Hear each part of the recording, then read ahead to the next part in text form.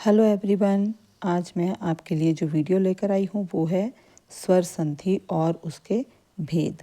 तो हम समझेंगे कि स्वर संधि और उसके भेदों के बारे में। ठीक है, स्वर संधि से ही पता चल रहा है कि क्या है, यहाँ पर स्वरों का मेल है। स्वर से स्वर के मेल के कारण उत्पन्न विकार या परिवर्तन जो है वो स्वर संधि कहलाता है।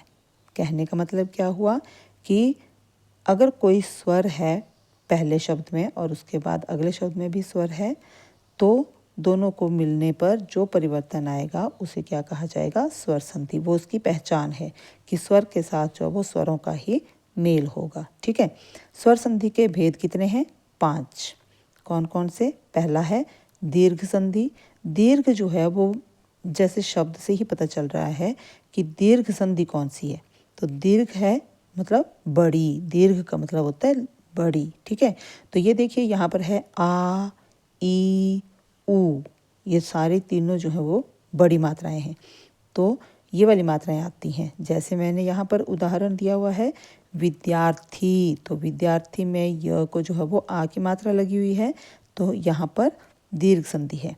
महेंद्र, ह को बड़ी ई की मात्रा लगी है, तो क्या है, यहाँ पर दीर्घ संधि है। गुरूपदेश, ये ऊ जो है वो बड़ा होता है और यहाँ पर जब इसकी मात्रा लगती है तो इस तरह से गोल होकर के लगती है, तो ये बन गया गुरूपदेश। तो यहाँ से इन शब्दों से पहचान हो रही है कि ये कौन सी संधि है, दीर्घ संधि। ठीक है, अब हम समझेंगे गुण संधि। गुण संधि में ए ओ की मात्रा आती है। ए मतलब ए एड़ी वाला और ओ ओखली वाला। ठीक है, ये मात्राएं आएंगी। तो आपको पता है इनकी मात्रा कौन सी होती है? एक मात्रा लगती है, यहाँ पर एक अक्षर के ऊपर मात्रा लगती है। ठीक है, तो देखिए ये ए की मात्रा जो है वो एक लगेगी अक्षर के ऊपर। रमेश, नरेश, परोपकार। परोपकार में र को कौन सी मात्रा लग गई? ओ की मात्रा, तो परोपकार महोदय। तो आप इन शब्दों से पहचान सकते हैं कि इसमें कौन सी संधि है। तो ये कौन सी है? गुण संधि। वृद्धि संधि कौन सी हुई? तीसरा पॉइंट है हमारे पास वृद्धि संधि। वृद्धि संधि है ए और औ। ऐ और औ की मात्रा आती है। जैसे यहाँ पर मैंने उदाहरण लिख के दिए हुए हैं, एकैक, सदैव, महौषधि, वनौषधि। तो आपने देखा जो ए ऐनक है इसकी दो मात्राएं लगती हैं, एकैक, सदैव, महौषधि। इसमें औ औरत वाली है ना, महौषधि और वनौषधि। ठीक है, अब हम करेंगे नंबर 4 यण संधि। यण संधि में य, र, व से पहले आधा वर्ण अगर आता है तो वहाँ पर कौन सी संधि होगी? यण संधि। आपको पहचानने में आसानी होगी, आप इस वीडियो को ध्यान से देखना। तो ये देखिए यण संधि में क्या आएगा, य, र, व से पहले जहाँ पर भी ये लगे होंगे उससे पहले अगर आधा अक्षर आया है शब्द में तो समझ जाएं कि वहाँ पर कौन सी संधि है, यण संधि। जैसे अन्वय, तो ये देखिए यहाँ पर व आया है तो व से पहले आधा अक्षर क्या है? न। स्वागत, स्वागत में आधा स है व से पहले, ये देखिए व दिया हुआ है ना यहाँ पर।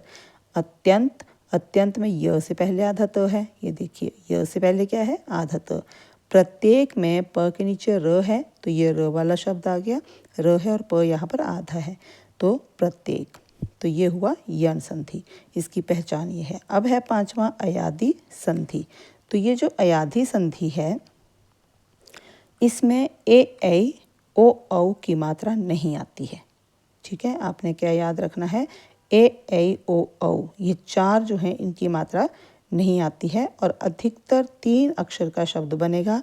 कुछ मैंने यहाँ पर उदाहरण जो वो लिख करके रखे हुए हैं, जैसे नयन, गायक, पावक, नाविक और भावुक। अब आप देखेंगे नाविक में छोटी ई की मात्रा है, तो यहाँ पर एग्जाम्पल में हमने यहाँ पर जो बताया है उसमें ई नहीं है ना, यहाँ पर ए ऐ ओ औ, सिर्फ ये 4 मात्राएं बताई हैं।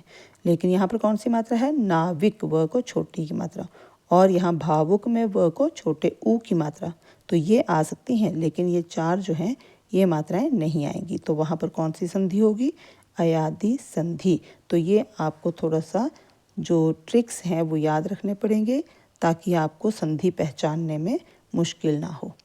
वीडियो देखने के लिए थैंक यू और सब्सक्राइब करें मेरे चैनल को और वीडियो देखने के लिए। Thank you.